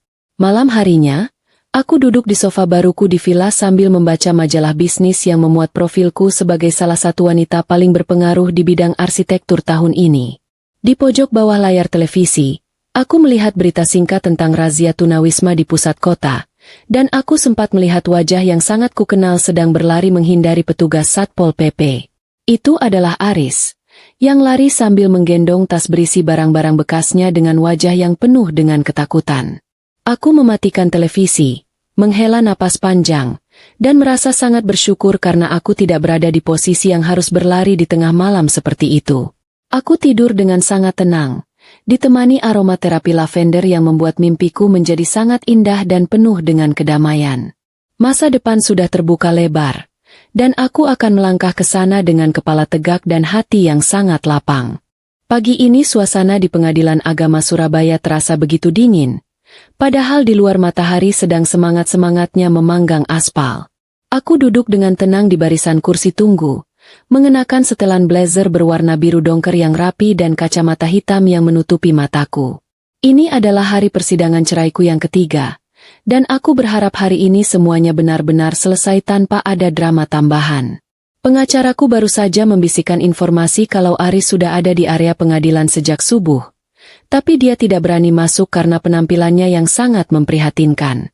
Kabarnya, dia hanya memakai kemeja sisa kerja dulu yang kancingnya sudah lepas dua dan celana bahan yang ujungnya sudah compang-camping karena sering tersangkut pagar ruko. Begitu namaku dipanggil masuk ruang sidang, aku berjalan dengan langkah mantap tanpa sedikit pun keraguan di dalam hati. Di sana, aku melihat Aris sudah duduk di kursi tergugat dengan punggung membungkuk dan wajah yang tertunduk dalam. Sangat berbeda dengan sosok yang dulu sering membentakku di rumah. Saat hakim mulai membacakan draft perceraian, Aris tiba-tiba menangis terseduh-seduh, memohon agar persidangan ini dihentikan dan meminta aku memberinya satu kesempatan terakhir. Dia bilang dia rela jadi sopir pribadiku atau bahkan jadi tukang kebun di vilaku asalkan aku tidak menceraikannya dan tetap memberinya tempat tinggal. Hakim hanya menatapnya dengan tatapan datar. Sementara aku hanya diam membisu sambil menatap ke arah depan seolah Aris hanyalah benda mati yang tidak punya suara. Di tengah isak tangisnya, Aris mencoba menceritakan betapa menderitanya Ibu Ratna yang sekarang terserang gatal-gatal kronis karena tidur di tempat yang lembab. Dia juga bilang kalau Siska hampir gila karena terus-menerus dikejar penagih utang sampai ke kolong jembatan tempat mereka tidur sekarang. Aris berharap cerita sedihnya bisa menyentuh hatiku, tapi dia lupa kalau air matanya sudah tidak punya nilai tukar lagi di depanku. Aku justru teringat saat dia mengusirku malam-malam tanpa peduli aku harus tidur di mana, atau bagaimana nasibku setelahnya. Aku hanya berkata pada hakim dengan suara yang sangat stabil kalau aku tetap pada pendirianku untuk bercerai dan tidak ingin ada mediasi apapun lagi. Lucunya, saat sidang sedang berlangsung, tiba-tiba ada dua orang petugas keamanan pengadilan masuk dan memberitahu bahwa ada seorang wanita tua yang mencoba masuk tanpa izin. Ternyata itu adalah Ibu Ratna, yang nekat datang ke pengadilan dengan daster yang sudah penuh noda tanah, hanya untuk memaki-makiku di depan umum. Beliau berteriak di depan pintu sidang, menyebutku wanita terkutuk yang tega melihat mantan mertuanya hidup terlunta-lunta seperti pengemis. Beliau bahkan sempat mencoba melemparkan sandal jepitnya yang sudah tipis ke arahku. Tapi untungnya petugas segera meringkusnya sebelum keributan semakin parah. Kejadian itu justru semakin menguatkan keyakinan hakim bahwa keluarga ini memang tidak sehat dan perceraian adalah jalan terbaik bagiku. Setelah keributan Ibu Ratna mereda, persidangan dilanjutkan dengan pembuktian aset yang selama ini aku miliki. Aris mencoba mengklaim kalau motor besar yang dulu sering dia pakai adalah hadiah darinya untukku. Padahal bukti transfernya jelas menggunakan rekening kantorku. Setiap kali Aris berbohong, pengacaraku selalu membalas dengan menunjukkan dokumen otentik yang membuat Aris semakin terpojok dan tidak bisa bicara apa-apa. Dia terlihat seperti tikus yang terjepit di dalam lubang. Mencoba lari ke sana kemari tapi semua jalannya sudah aku tutup rapat-rapat dengan hukum. Aku merasa sangat puas melihat dia mati kutu di depan hukum. Menyadari bahwa mulut besarnya tidak akan bisa mengalahkan tumpukan berkas yang aku miliki. Selesai persidangan, hakim akhirnya mengetuk palu dan menyatakan bahwa kami resmi bercerai secara hukum dan agama. Aris langsung lemas dan jatuh terduduk di lantai ruang sidang. Sementara aku langsung berdiri dan menyalami pengacaraku sebagai tanda kemenangan. Aku berjalan keluar ruangan tanpa menoleh sedikit pun pada Aris yang masih meratapi nasibnya di bawah meja sidang. Di lobi pengadilan, aku berpapasan dengan Ibu Ratna yang sedang didudukan oleh petugas keamanan di sebuah kursi besi. Beliau menatapku dengan mata penuh kebencian, tapi aku hanya memberikan senyuman manis dan berkata, "Selamat menikmati hidup baru, Ibu. Semoga daster barunya segera dibeli." Siska kabarnya menunggu di luar gerbang pengadilan dengan wajah yang sangat cemas, berharap Aris membawa kabar baik soal pembatalan cerai. Begitu melihat Aris keluar dengan wajah yang hancur dan tangan kosong, Siska langsung menjerit dan mulai menyalahkan kakaknya itu di depan banyak orang. Mereka bertiga akhirnya terlibat pertengkaran hebat di pinggir jalan depan pengadilan, ditonton oleh banyak orang yang sedang lewat di sana. Aris yang emosinya sudah di puncak, kabarnya sampai membanting tasnya ke aspal karena sudah tidak tahan dengan ocehan Siska dan ibunya. Kehancuran mereka sudah sempurna, tidak ada lagi harta, tidak ada lagi martabat, dan sekarang hubungan keluarga mereka pun hancur berantakan karena ego masing-masing. Malam harinya, aku merayakan status baruku dengan makan malam mewah bersama seluruh staf kantorku di sebuah restoran terapung yang sangat cantik. Aku ingin berterima kasih pada mereka yang selama ini sudah membantuku menjaga perusahaan tetap stabil di tengah badai rumah tanggaku. Kami tertawa dan bersulang untuk kesuksesan proyek-proyek besar yang sudah menanti di depan mata tanpa ada lagi gangguan dari pihak manapun. Aku merasa seperti baru saja keluar dari penjara bawah tanah yang gelap dan sekarang sedang berdiri di bawah sinar matahari yang sangat hangat. Hidupku adalah milikku sepenuhnya, dan aku tidak akan pernah membiarkan orang lain merusaknya lagi. Sebelum pulang ke villa, aku menyempatkan diri untuk melihat berita di koran digital tentang keberhasilan firma interiorku yang baru saja memenangkan penghargaan desain terbaik tahun ini. Di kolom komentar berita tersebut, aku melihat ada satu akun yang menggunakan nama samaran mencoba menjelek-jelekanku dengan menyebutku istri durhaka. Aku tahu itu pasti Siska yang sedang meminjam ponsel orang lain di warung internet hanya untuk meluapkan rasa irinya. Aku hanya tertawa kecil melihat betapa rendahnya cara dia membalas dendam.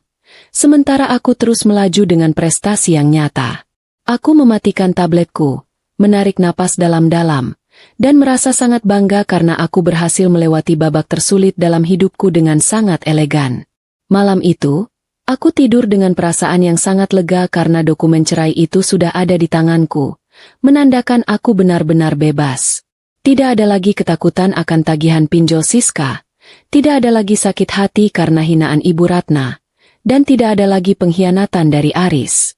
Aku adalah Tiara, seorang arsitek sukses yang berani mengambil keputusan besar untuk menyelamatkan harga dirinya sendiri.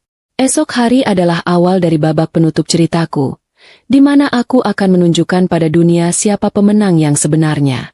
Aku siap untuk terbang lebih tinggi lagi, meninggalkan semua puing-puing masa lalu yang sudah aku bakar sampai menjadi abu. Pagi terakhir dalam drama panjang ini aku awali dengan berdiri di lobi hotel baruku di Yogyakarta yang hari ini resmi dibuka untuk umum. Aku mengenakan gaun panjang berwarna putih gading dengan potongan yang sangat tegas, mencerminkan hatiku yang sudah tidak bisa lagi ditembus oleh rayuan atau air mata palsu. Di sekelilingku, para pejabat kota dan pengusaha ternama berkumpul, memberikan ucapan selamat atas keberhasilanku membangun mahakarya ini dalam waktu singkat. Aku tersenyum ramah kepada setiap tamu, tapi pikiranku sesekali melayang pada laporan terakhir yang masuk ke ponselku pagi tadi tentang nasib Aris dan keluarganya. Kabarnya, mereka bertiga tertangkap kamera pengawas sedang mencoba menyelinap masuk ke area parkir belakang hotelku semalam, berharap bisa menemukan sisa makanan dari acara pembukaan atau sekadar tempat berteduh yang tidak bocor. Aris dikabarkan sudah benar-benar kehilangan kewarasannya karena dia terus saja bergumam sendiri di pinggir jalan, menyebut-nyebut bahwa dialah pemilik hotel mewah ini. Dia bahkan sempat mencoba memerintah tukang parkir di depan hotel untuk memberikannya kunci mobil tamu, tapi yang dia dapatkan hanyalah gertakan kasar dan ancaman akan dipanggilkan polisi. Pria yang dulu sangat klimis itu sekarang rambutnya sudah gimbal karena jarang terkena air bersih, dan bajunya sudah berubah warna menjadi abu-abu kecoklatan. Aku melihat foto unggahan orang di internet yang memperlihatkan Aris sedang duduk di trotoar sambil memegang sepotong roti keras yang dia temukan di tempat sampah. Sungguh sebuah penutup cerita yang sangat ironis bagi pria yang dulu mengancam akan menjadikanku gelandangan jika aku tidak membayar utang adiknya. Ibu Ratna sendiri sekarang kabarnya hanya bisa duduk termenung di depan sebuah ruko kosong. Tidak lagi mampu marah-marah karena tenaganya sudah habis dimakan usia dan kemiskinan. Beliau yang dulu sangat pemilih soal makanan, sekarang harus bersyukur jika ada orang lewat yang memberikan sisa nasi bungkus atau sekadar air mineral gelas. Beliau dikabarkan sering menangis setiap kali melihat mobil mewah lewat. Mungkin teringat saat beliau masih bisa duduk nyaman di kursi empuk mobilku sambil menghina penampilanku. Kesombongan yang dulu beliau pupuk setiap hari sekarang telah berbuah menjadi kehampaan yang sangat menyesakkan dada di masa tuanya. Tidak ada lagi arisan, tidak ada lagi pamer perhiasan, yang ada hanyalah daster pudar yang sudah penuh dengan tambalan benang seadanya. Siska, sang ratu gaya hidup gadungan, kabarnya sekarang bekerja sebagai penyapu jalanan di area pasar induk untuk sekadar mendapatkan uang makan harian. Tangannya yang dulu selalu mulus karena perawatan rutin, kini kapalan dan kotor karena setiap hari harus memegang sapu lidi dan berurusan dengan sampah pasar yang bau. Dia tidak lagi berani membuka media sosial karena setiap kali melihat foto teman-temannya yang sedang berlibur, hatinya terasa seperti diiris 99 pisau tajam. Siska akhirnya menyadari bahwa kehidupan mewah yang dia banggakan dulu hanyalah istana pasir yang runtuh dalam sekejap begitu aku menarik dukunganku. Dia sekarang menjadi saksi hidup bahwa kecantikan dan gaya hidup tidak akan bisa menyelamatkanmu jika kamu tidak punya isi kepala dan rasa tahu diri. Saat acara peresmian mencapai puncaknya, aku memberikan pidato singkat di depan para undangan tentang pentingnya kemandirian dan keberanian untuk meninggalkan hubungan yang beracun. Aku tidak menyebut nama Aris secara langsung, tapi semua orang yang tahu ceritaku pasti paham kemana arah bicaraku malam itu. Aku menutup pidatoku dengan kalimat yang disambut tepuk tangan meriah. Harta bisa dicari, tapi harga diri tidak bisa dibeli kembali jika sudah digadaikan pada keserakahan. Aku merasa sangat bangga pada diriku sendiri karena berhasil bangkit dari keterpurukan dan justru menjadi lebih bersinar setelah ditinggalkan oleh beban-beban hidupku. Malam itu, namaku harum di seluruh kota, sementara nama Aris dan keluarganya terkubur di bawah debu jalanan yang kotor. Setelah acara selesai, aku berjalan menuju taman hotel yang tenang, melihat bulan purnama yang bersinar sangat terang di atas Gunung Merapi. Aku menarik napas dalam-dalam, merasakan udara pegunungan yang sangat segar masuk ke dalam paru-paruku, membersihkan sisa-sisa sesak di dada. Aku mengeluarkan ponsel lama yang dulu sering dipakai Aris untuk menerorku, dan aku membuangnya ke dalam tempat sampah permanen setelah menghapus semua isinya. Aku tidak ingin ada satupun benda yang menghubungkanku dengan masa lalu yang penuh kepalsuan dan air mata itu lagi. Hidupku sekarang benar-benar bersih, murni milikku, dan tidak ada lagi yang bisa mengatur kemana arah langkah kakiku akan melaju. Kabar terakhir yang aku dengar sebelum aku beristirahat adalah bahwa Aris akhirnya dibawa oleh dinas sosial ke panti rehabilitasi karena kondisinya yang sudah sangat tidak stabil. Ibu Ratna dan Siska dikabarkan pulang ke desa asal mereka dengan menumpang truk logistik, bersiap menghadapi cemoohan orang kampung yang dulu mereka hina. Mereka bertiga sekarang harus menjalani sisa hidup mereka dalam bayang-bayang kegagalan yang mereka ciptakan sendiri, tanpa ada lagi kesempatan untuk berbohong. Bagiku, mereka sudah tidak ada lagi, sudah dianggap mati dalam memori kehidupanku yang sekarang sudah dipenuhi dengan kebahagiaan baru. Panggung sandiwara mereka sudah rubuh total, dan para penontonnya pun sudah pergi meninggalkan mereka sendirian di tengah kegelapan. Aku pun kembali ke villa pribadiku di Surabaya untuk mulai merencanakan proyek besar berikutnya, yaitu membangun sekolah arsitektur gratis bagi anak-anak kurang mampu. Aku ingin hartaku menjadi jalan bagi orang lain untuk sukses secara jujur, bukan malah menjadi alat untuk memanjakan orang-orang malas seperti keluarga Aris. Aku merasa hidupku jauh lebih bermakna sekarang, karena setiap rupiah yang aku hasilkan digunakan untuk hal-hal yang memberikan manfaat nyata. Aku tidak lagi merasa kesepian, karena aku dikelilingi oleh orang-orang yang tulus menghargaiku karena karyaku, bukan karena uangku. Hidup ini memang tentang perjuangan, dan aku sangat bersyukur karena aku memilih untuk menjadi pejuang bagi diriku sendiri. Di meja kerjaku, aku melihat foto diriku yang sedang tersenyum lebar di depan Hotel Yogyakarta. Sebuah foto yang akan aku pajang sebagai pengingat akan kemenangan besarku. Aku melihat cermin dan berkata pada diriku sendiri, "Terima kasih, Tiara, karena kamu sudah berani berkata tidak pada mereka." Aku merasa sangat cantik malam ini, bukan karena riasan mahal, tapi karena ada kedamaian yang terpancar dari dalam jiwaku yang sudah merdeka. Malam pun semakin larut, dan aku menutup hari ini dengan doa syukur yang paling dalam kepada Sang Pencipta yang sudah menunjukkan jalan keluar bagiku. Esok adalah hari pertama dari sisa hidupku yang akan aku jalani dengan penuh kegembiraan dan keberlimpahan. Kisahku dengan keluarga Aris sudah resmi berakhir, dan buku kehidupanku sekarang terbuka pada bab-bab baru yang jauh lebih menarik untuk dituliskan. Aku akan terus berkarya, terus membangun, dan terus menginspirasi banyak wanita di luar sana untuk tidak takut meninggalkan toxic relationship demi masa depan yang lebih baik. Biarlah masa lalu menjadi guru yang keras, dan biarlah masa depan menjadi hadiah yang manis atas keberanianku selama ini. Aku mematikan lampu, menutup mata, dan bermimpi tentang gedung-gedung indah yang akan aku bangun di masa depan nanti. Selamat tinggal penderitaan, dan selamat datang kebahagiaan abadi yang sudah lama aku nantikan kehadirannya. Hidupku adalah milikku, dan aku adalah ratu di kerajaanku sendiri.